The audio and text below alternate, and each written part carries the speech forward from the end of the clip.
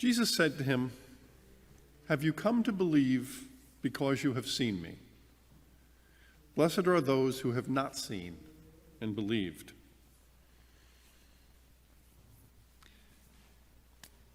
As I was going through and preparing for this week, something that Father Joe says to us on a pretty regular basis, and I think he's been saying it as long as I know him. And he said it again just this past Wednesday when we received 4 people into the Catholic Church here at St. Mary's. Now, I know I'm not going to get the quote exactly right, but Father Joe says something to the effect of, whenever we come to church, there is something that God wants to tell us. There is something that God wants to tell each of us, and that it's not always the same thing that he wants to tell each of us. So when Father Joe said this again on Wednesday night, as we were welcoming these 4 new people into the church, it struck me. It struck me because of what we're celebrating today. Today we celebrate Thomas, or should I say doubting Thomas. And we celebrate him not because he refused to believe when the other disciples in the room had said they had seen Jesus. I wonder how many of us would have believed. No, we celebrate Thomas because of his response when he finally did see Jesus. At that moment, his doubts were erased. Thomas simply said, "My Lord and my God." It was clear that there was no more doubt in Thomas's mind. He knew without question that Jesus had risen and was and is the Lord. It was a brief exchange between Thomas and Jesus, but that brief exchange made Father Joe's statement about God saying something to each of us really stand out in my mind this week.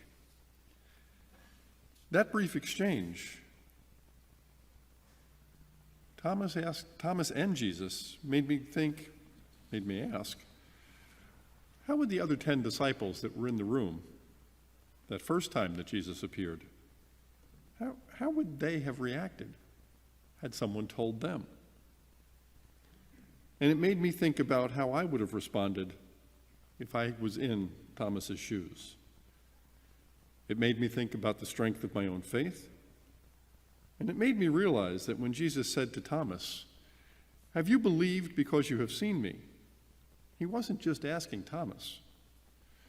He was asking all of his disciples, the ones in the room with him, and he was asking each of us if we believe because we have seen him. Now, it being 2021, my initial thought was, well, of course I haven't seen Jesus. He hasn't been on the earth for some 2,000 years. My belief cannot possibly be because I've seen him. But then I started thinking about it. And I started thinking about the Mass that Father Joe celebrated on Wednesday for these 4 new people coming into our church. And it made me think about whether or not I have ever seen Jesus. So on Wednesday, 4 young adults between the ages of 18 and 30 came to the Catholic Church.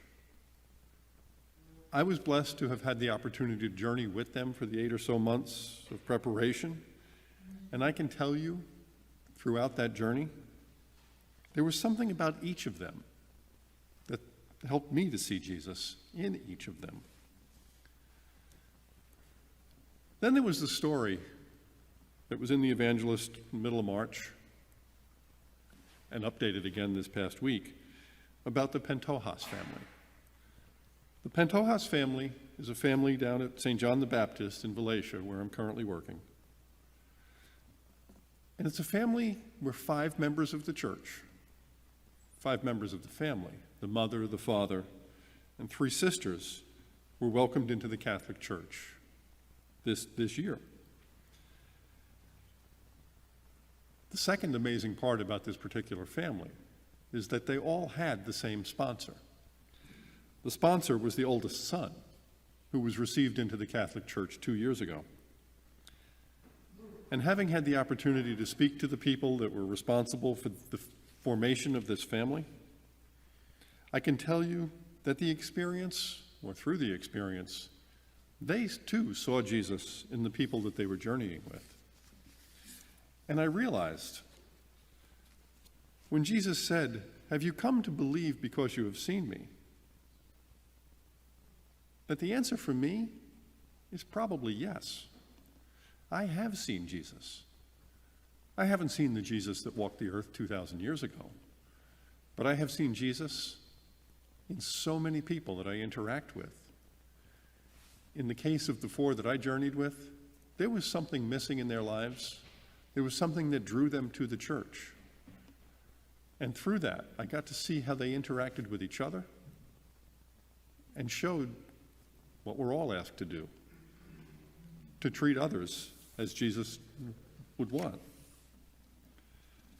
And after having heard the message that God wanted me to hear in today's gospel, I ask that everyone take a few minutes to reflect not only on what we've heard today, but to ask ourselves, just as Father Joe reminds us, what was God saying to me today? How was God saying it to me today? Who was God for me today? It is my prayer that through this reflection,